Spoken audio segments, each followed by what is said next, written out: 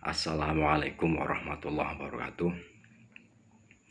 Bismillahirrahmanirrahim. Alhamdulillahirabbil alamin. Wassalatu wassalamu ala asrofil anbiya wal mursalin. Sayyidina Maulana Muhammadin wa ala alihi wa sahbihi ajma'in. Rabbi shrah li sadri wa yassir li amri wahlul 'uqdatam min lisani yafqahu qawli, amma ba'du. Yang saya banggakan, yang saya hormati, dan yang saya muliakan sahabat-sahabat Pergerakan Mahasiswa Islam Indonesia cabang Lombok Tengah, saya aturkan ucapan terima kasih yang tak terhingga atas ajakan untuk memberikan ulasan atau referensi tentang sejarah berdirinya PMI Lombok Tengah. Pertama, saya mengajak kepada kita semua untuk senantiasa mengucapkan syukur biqaulin alhamdulillah atas segala limpahan rahmat, taufik, hidayah, dan inayah pada kita semua.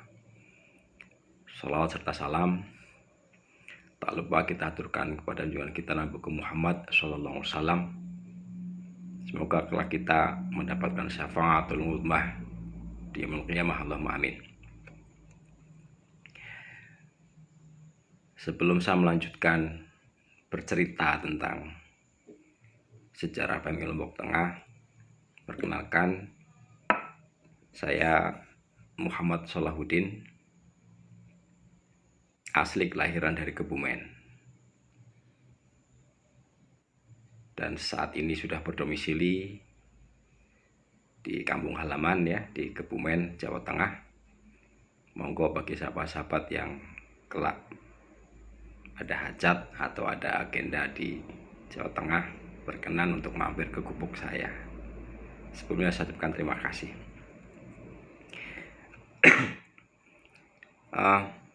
Tadi saya sempat sedikit menyimak tentang apa yang disampaikan oleh sahabat Azmi, sahabat Samsudin, tentang sekilas gitu ya, perjalanan PMI Lombok Tengah. Ya, memang seperti itu. Bisa dikatakan bahwa sahabat Azmi dan sahabat Sam itu punya irisan yang sangat kuat dengan adanya PMI Lombok Tengah. Dan juga sahabat-sahabat yang lain yang belum bisa saya sebutkan satu persatu. Mungkin nanti sambil proses nanti akan terungkap, dan banyak yang terlibat di situ. Ada beberapa argumen ya, narasi argumentatif yang harus saya sampaikan kepada sahabat-sahabat kader semua di Lombok Tengah khususnya, bahwa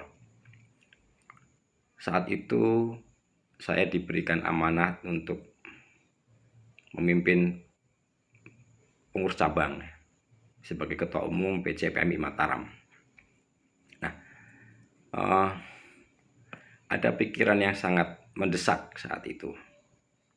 Sesungguhnya desakan-desakan itu sudah jauh, sudah lama didiskusikan, kemudian di share di forum-forum formal maupun informal bagaimana melebarkan sayap organisasi. Nah, saat itu yang ada di pikiran saya adalah bahwa Nusa Tenggara Barat sebagai provinsi antar pulau itu sebagai sentra PMI-nya itu ada di Mataram. Kebesaran PMI Mataram itu didominasi oleh perguruan tinggi Stein ya. Waktu itu ada perubahan nama lembaga, awal dari IAIN Sunan Ampel Mataram karena filial dari Sunan Ampel Surabaya, kemudian berubah status menjadi Stein Mataram, kemudian menjadi IAIN Mataram, dan hari ini menjadi UIN Mataram. Pada saat 2002-2003 saya diberi amanah untuk menjadi ketua umum PC PMI Mataram. Yang terbersih di kepala saya, di benak saya dan sahabat-sahabat pengurus yang lain itu adalah bahwa saya mencoba memetakan antropologi kader, bahwa di PMI Mataram itu ternyata banyak yang berasal bukan hanya dari kota Mataram. Idealnya dalam sebuah organisasi, misalnya PC PMI Mataram itu setidaknya adalah didominasi oleh mahasiswa yang memang berasal dari kota Mataram. Namun ternyata itu tidak. Ternyata banyak anggota, banyak kader PMII di Mataram itu yang berasal dari luar Mataram. Dari Lombok Tengah, Lombok Barat, Lombok Timur, Sumbawa, Sumbawa Besar, ya, Sumbawa Barat, kemudian dari Dompu, Bima, bahkan NTT, dari Ende, dari Kupang, dari Alor, itu termasuk Sumba, ya, Sumba. Nah, yang ada di pikiran kami saat itu adalah bahwa banyak sekali kader-kader yang sudah mentas dari proses kaderisasi di PMI Mataram. Kemudian sahabat-sahabat itu kan harus pulang kampung ya untuk melakukan pengabdian kepada masyarakat. Ada yang menjadi guru, ada yang menjadi penghulu dan sebagainya itu. Dan ada juga yang di sektor swasta, sektor politik, sektor pekerja sosial dan sebagainya. Kemudian ketika mereka pulang, ketika sahabat-sahabat alumni PMI ini pulang ke kampung, yang pasti sahabat-sahabat itu butuh ruang gerak untuk mengimplementasikan atas selama mereka berproses di PMI. Namun yang jadi pertanyaan adalah apakah selama ini, katakanlah, mohon maaf, PCNU selaku organisasi terbesar di Indonesia yang notabene punya irisan kuat dengan PMI, terlebih lagi hari ini menjadi banomnya NU meskipun masih dalam ruang perdebatan, saat itu memiliki interdependensi antara PMI dengan NU. Kader PMI membutuhkan NU, nah orang-orang NU juga membutuhkan PMI. Nah, setidaknya pikiran-pikiran kami waktu itu adalah bagaimana nantinya PCNU itu, NU itu kemudian dapat dikendalikan oleh kader-kader PMI. Namun ruang gerak sahabat-sahabat yang sudah selesai berproses di PMI Mataram itu kan tidak serta-merta kemudian diterima, dapat berkiprah, kemudian menuangkan pikiran-pikiran hebatnya langsung di organisasi NU. Nah, oleh karena itu sebagai bentuk penghormatan kami mencoba membangun komunikasi. Saya selaku ketua umum saat itu membuka ruang komunikasi dengan pengurus koordinator cabang. Kebetulan Bali dan Nusa Tenggara itu waktu itu masih berkiblat di Korcap PMI Jawa Timur. Artinya secara politis, secara geopolitis, secara sosiografis, secara antropologis, kebijakan-kebijakan yang ditelurkan oleh PKC Jawa Timur sudah pasti tidak bisa representatif 100% mengusung kepentingan sahabat-sahabat yang ada di Nusa Tenggara dan Bali. Oleh karena itu, alhamdulillah saat itu ketua koordinator cabangnya adalah sahabat Zainul, dan bagian organisasi itu adalah sahabat Sunan Fanani. Sahabat Sunan Fanani itu sekarang di LP Ma'ruf Jawa Timur, dan sahabat Zainul saat ini memegang program-program pembangunan desa. Alhamdulillah kami mendapatkan restu untuk melakukan ekspansi. Sahabat Sunan Fanani saat itu juga banyak berdiskusi, bahkan menyemangati kami jauh-jauh dari Jawa Timur, kemudian tinggal di sekretariat untuk memberikan support pada kami semua. Dan alhamdulillah kami melakukan eksekusi dan kami bentuk tim kecil ekspansi. Saat itu ada sahabat Viken Madrid yang menjadi ketua umum setelah saya. Kemudian ada sahabat Zamroni Aziz.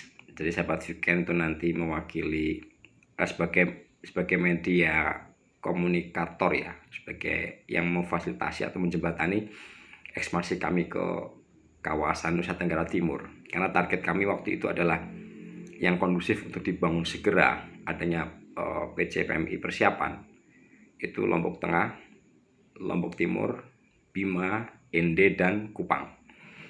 Jadi secara tidak langsung komunikasi-komunikasi tentang kepemian ini juga banyak di backup oleh aktivis-aktivis intrakampus saat itu.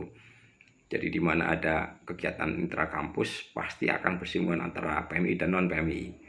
Dan bagi sahabat-sahabat aktivis intrakampus yang memang punya kecenderungan apa istilahnya untuk terlibat untuk aktif di PMI, berkenan untuk aktif di PMI, ya, itu yang kita gunakan sebagai media komunikasi. Nah, tim kami saat itu adalah saya sendiri, sahabat Vikan Madrid, sahabat Zamroni Aziz, kemudian sahabat Sarifuddin dari Dompu. Nah, kami berempat waktu itu. Pilihan-pilihan kami menjatuhkan pilihan ke Lombok Tengah karena yang jelas saat itu banyak sekali alumni PMI, senior-senior kami yang berasal dari Lombok Tengah.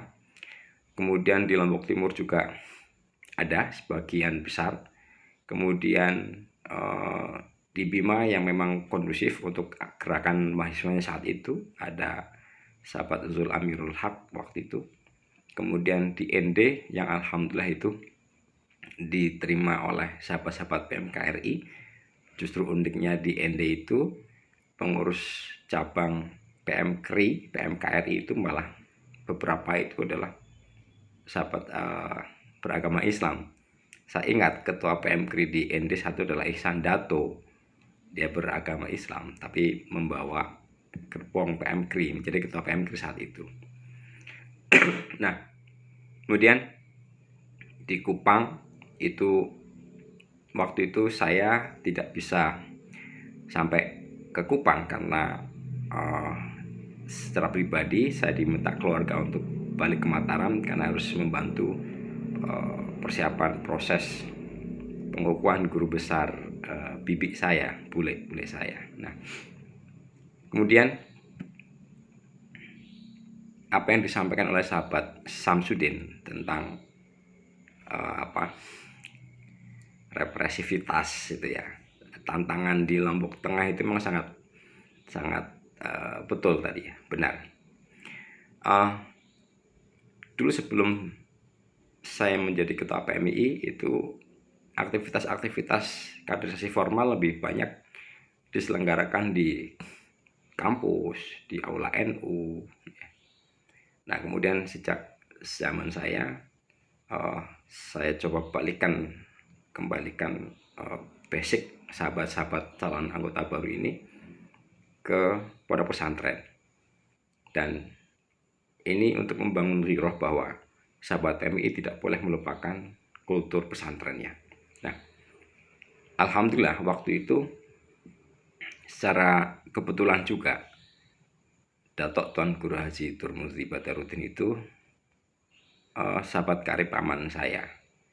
Dan saat itu beliau Datuk Tuan Guru Turmuzi itu sebagai Rois Surya PWNU dan paman saya sebagai Ketua Tanfidiyah PWNU. Kemudian saya mencoba melakukan komunikasi dengan beliau, dengan Tuan Guru. Saya mohon izin pada beliau bahwa saya mohon izin untuk mendirikan PMI Lombok Tengah.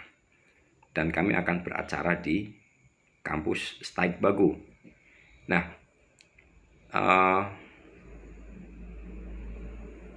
saat itu komunikasi pertama beliau itu memperbolehkan, mengizinkan.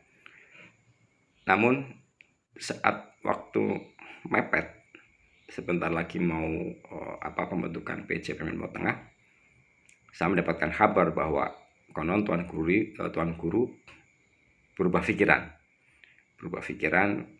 entah dengan argumentasi apa waktu itu saya tidak tahu. Hanya ada asumsi-asumsi karena ada beberapa pihak di internal lembaga yang memang kurang welcome dengan kedatangan PMI. Mungkin itu juga dianggapnya mungkin kehadiran PMI kelak itu menjadi organisasi yang menyinggung zona nyaman oknum-oknum, mungkin ya bahasa seperti itu. Tapi itu kan hanya asumsi, saya nggak tahu pastinya. Spontan waktu itu saya setelah mendengar kabar itu, saya langsung sowan ke Tuan Guru. Diterima dengan baik. Kemudian saya mencoba mengkonfirmasi, Tuan Guru, mohon maaf saya mendengar kabar bahwasanya ada yang menyampaikan pada saya bahwa Pelungguh itu tidak merestui adanya PMI di Lombok Tengah. Nah, hal itu saya beranikan diri untuk sampaikan karena kolkodimnya itu beliau itu mempersilahkan, meridhoi. Nah, tapi yang kedua itu lewat omongan orang katanya beliau itu tidak mengizinkan. Nah, maka saya harus tabayun kepada beliau. Kemudian di gedeng beliau, di rumah beliau, saya sampaikan bahwa saya mendengar informasi katanya Tuan Guru tidak berubah pikiran. Tuan Guru berubah pikiran tidak mengizinkan ada PMI di sini. Ya, saat itu saya beranikan diri sampaikan bahwa karena ada seseorang yang punya latar belakang organisasi mahasiswa yang berbeda dengan kita, itu saat itu punya peran yang cukup lah ke Tuan Guru. Nah, tanpa saya sebutkan di sini, monggo nanti menjadi ruang analisis sendiri ya. Saya kemudian menyampaikan bahwa, mohon maaf Tuan Guru, PMI ini berbeda dengan non PMI, saya bilang begitu. Apapun alasannya, PMI adalah anak kandungnya NU. Dulu namanya IMANU, sebelum PMI namanya IMANU, Ikatan Mahasiswa NU. Kalau sampai kampus ini tidak ada PMI, apa jadinya nanti? Saya bilang begitu. Saya secara diplomasi sampaikan kepada beliau bahwa kalau memang Tuan Guru berkeberatan, saya bilang, mungkin Tuan Guru harus melihat siapa saya bilang begitu. Siapa paman saya? Selama ini paman saya akrab dengan Tuan Guru, karena beliau sebagai Ketua Tanfidiyah dan Tuan Guru sebagai Rois Suriah. Dan Ketua Tanfidiyah sendiri adalah aktivis PMI Jogja. Maka saya harus menguatkan itu. Termasuk saya sebutkan di situ almarhum Abah Taqiyuddin, itu juga aktivis PMI. Selama ini siapa yang menggerakkan NU di Lombok Tengah kalau bukan aktivis-aktivis ini, Tuan Guru, saya bilang begitu. Akhirnya lambat laun alhamdulillah Tuan Guru berkenan dan ridho itu yang kami harapkan. Dan setiap kali saya sowan ke sana pasti beliau memeluk saya, mencium saya, karena kami saling berpelukan. Pasti disambut baik. Masya Allah, teruna begitu. Dan itu yang saya rindukan sampai hari ini. Dan nanti mohon disampaikan pada beliau sungkem takzim dari saya. Mohon maaf belum bisa sowan, mudah-mudahan dalam waktu dekat saya bisa sowan beliau. Nah, akhirnya setelah mendapatkan ridho beliau, saya sampaikan pada sahabat-sahabat yang lain, alhamdulillah Tuan Guru sudah ridho, kita tinggal eksekusi untuk mengumpulkan sahabat-sahabat calon pengurus. Dan waktu itu kalau tidak salah sahabat Samsudin juga aktif di forum komunikasi mahasiswa tarbiyah saat itu, sehingga itu sangat membantu adanya komunikasi yang menyinggung PMI. Jadi kalau nggak salah sahabat Samsudin juga alumni pertama Pak ya, saya nggak tahu. Akhirnya tercetuslah kesepakatan dibentuk PMI cabang persiapan Lombok Tengah. Nah, dari situ akhirnya sahabat-sahabat PMI Mataram itu juga sering melakukan pendampingan, ya karena kan tidak mungkin ibarat sebuah telur yang harus menetas itu kok tidak di istilah kalau orang Jawa itu di mengkermi itu ya, harus sering di dalam bahasa Indonesianya itu ya, harus sering disambangi lah ya, biar cepat netasnya tuh berkualitas. Karena kalau yang mendamping itu bukan induknya sendiri, itu nanti kan malah jadi rusak ya, telurnya jadi rusak. Dan alhamdulillah secara bergantian ruang komunikasi itu sering kami lakukan, kemudian dibantu oleh sahabat Mukhlis Hasyim juga waktu itu, sahabat Mukhlis Hasyim dan sahabat-sahabat yang lain. Ketika ada diskusi, ada undangan apa, pasti kami bergiliran diminta untuk mendampingi ya, mengisi diskusi-diskusi kecil itu. Dan alhamdulillah saya mengamati dari jauh lewat Facebook, lewat Instagram, ternyata pergerakan PMI Lombok Tengah itu sangat luar biasa, sampai bisa menempatkan diri maksud saya menempati posisi-posisi penting ya di jenjang organisasi berikutnya, baik di Korcap maupun di PB. Nah, alhamdulillah setelah dibentuk di PMI Lombok Tengah, kami kemudian melakukan ekspansi ke Lombok Timur. Sahabat Mukhlis Hasyim waktu juga punya peran besar karena lewat forum komunikasi mahasiswa syariahnya ya. Kemudian di Bima kami juga di backup oleh terah keturunan Sultan Muhammad Salahuddin waktu itu. Kemudian di ND juga kami diterima oleh Romo dan Raja ND waktu itu. Dan di Kupang saya tidak bisa melanjutkan perjuangan, dan itu dilanjutkan oleh sahabat Viken waktu itu. Nah,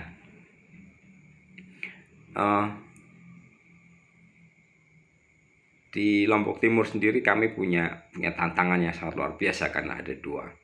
Saat itu ada sahabat kita Nahdlatul Wathon itu terpolarisasi antara Anyer dan Pancor. Kami berusaha mengambil mana yang bisa kita masuki waktu itu, dan alhamdulillah bisa terbentuk sampai hari ini. Kemudian pikiran kami berikutnya waktu itu setelah ekspansi itu terjadi, tibalah saatnya kongres. Nah, saat itu saya sudah diangkat menjadi ASN, menjadi seorang guru di MAN 1 Mataram ya. Saya jadi ketua PMI itu kebetulan sudah jadi ASN. Nah, setelah selesai ekspansi ada kongres, kemudian saya punya pikiran lagi. Waktu itu memang beberapa tim-tim sukses itu ya dari kedua kandidat itu menghendaki saya untuk masuk di jajaran pengurus besar, namun karena saya usai diterima ASN saya menolak itu. Kemudian saya punya pikiran besar itu setelah cabang persiapan yang 5 cabang persiapan di 2 provinsi ini sudah terselesaikan, maka agar ruang komunikasi untuk penguatan basis di bawah itu lebih masif, maka harus ada pengurus besar yang berasal dari cabang Mataram. Nah, waktu itu saya diskusi dengan sahabat Su'aib Kuri yang hari ini menjadi komisioner informasi. Selamat Pak Su'aib. Saya menghendaki beliau, saya mohon izin, Bang, ini untuk menindaklanjuti apa yang menjadi gerakan saya dan menjadi hajat besar sahabat-sahabat di PMI Nusa Tenggara Barat. Ini tidak mungkin telur-telur ini di 5 cabang persiapan ini dibiarkan begitu saja. Artinya agar ruang komunikasi itu lebih masif, ruang gerakan lebih kondusif dalam berbagai segmen, maka harus ada yang menetap menjadi pengurus besar. Dan alhamdulillah sahabat Su'aib Kuri berkenan, kemudian saya rekomendasi di kongres itu, dan alhamdulillah selesai sahabat Su'aib Kuri di kepengurusan PB, ada kader yang lain yang melanjutkan. Ada sahabat Mukhlis Hasyim, ada sahabat Agif ya, dan banyak sekali yang tidak bisa disebutkan. Dan ini suatu kebanggaan bagi kita semua. Artinya apa yang kami perjuangkan saat itu bersama-sama itu ya, itu menjadi hasil yang sangat bermanfaat. Itu kebanggaan bersama. Tidak ada artinya buat saya tanpa ada sahabat-sahabat yang lain. Sahabat-sahabat ini sangat luar biasa. Ya, berkahnya sekarang bisa kita lihat ya. Pokoknya manjada wajada. Barang siapa bersungguh-sungguh pasti sukses. Sahabat Viken sudah sukses, sahabat Sued Guri bisa kita lihat hari ini ya. Ukuran kesuksesan itu tidak dalam bentuk jabatan, tapi bagaimana arah kemanfaatan setelah beliau itu selesai berproses di PMI.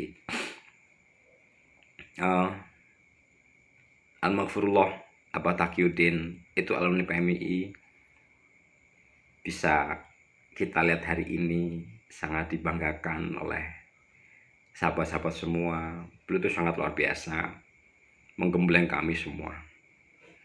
Sahabat Irfan Juni dulu alumni PMI Mataram, hari ini bagaimana bisa kita lihat bersama. Sahabat Hasan Basri di Bawaslu, sahabat Aksar Ansori mantan ketua KPU provinsi, kemudian Ibu Hajawarti A. Nah, artinya barang siapa yang bersungguh-sungguh pasti akan menuai hasil. Proses tidak akan pernah mengkhianati hasil. Saya yakin kita semua sepakat untuk itu. Dan saya pikir langkah-langkah seperti ini bisa menjadi sebuah pelajaran untuk kita semua, agar bagaimana kita punya tanggung jawab membesarkan PMI. Karena apapun alasannya, kebesaran kita hari ini tidak lepas dari berkahnya PMI dan Nahdlatul Ulama. Kewajiban kita hari ini adalah bagaimana membesarkan PMI dan membesarkan Nahdlatul Ulama. NU dan PMI tidak membutuhkan kita, tapi kita yang membutuhkan PMI dan Nahdlatul Ulama. Saya yakin sahabat-sahabat semua sepakat. Sekarang buka mata lebar-lebar, buka telinga, tegakkan, luruskan hati, pasang niat yang baik. Bagaimana cara kita membesarkan pengabdian kita di PMI dan Nahdlatul Ulama. Itu hal sepele sebetulnya. Jangankan kita menjabat di satu organisasi itu ya. Kita harus yakin, harus pede bahwa Indonesia itu miliknya NU. Indonesia miliknya NU. Calon penerus NU itu tidak lain dan tidak bukan adalah mereka yang dibesarkan, dikader di Nahdlatul Ulama. Bisa di IPNU, bisa di PMI, di Ansor, Fatayat, dan ini ruang-ruang kaderisasi yang harus kita isi. Saya yakin sahabat-sahabat pasti terpanggil untuk itu. Saya pikir ini yang bisa sampaikan, walaupun sedikit, ini udah malam. Saya baru pulang dari undangan di rumah dinas wakil bupati. Kurang lebihnya mohon maaf. Saya juga menyarankan untuk sahabat-sahabat pengurus PMI Lombok Tengah minta referensi kepada sahabat Zamroni Aziz, pada sahabat Viken Madrid, sahabat Sarifuddin waktu itu, dan juga sahabat-sahabat pengurus yang lain, termasuk sekretaris saya, sahabat Heri Hadi Saputra ya, Pak dosen. Ya lama kita nggak pernah berkomunikasi ini. Ada juga sahabat Dewi Chandra Hazani, yang itu luar biasa gerakannya. Saya pikir itu yang bisa sampaikan. Mohon maaf dan terima kasih. Wassalamualaikum warahmatullahi wabarakatuh.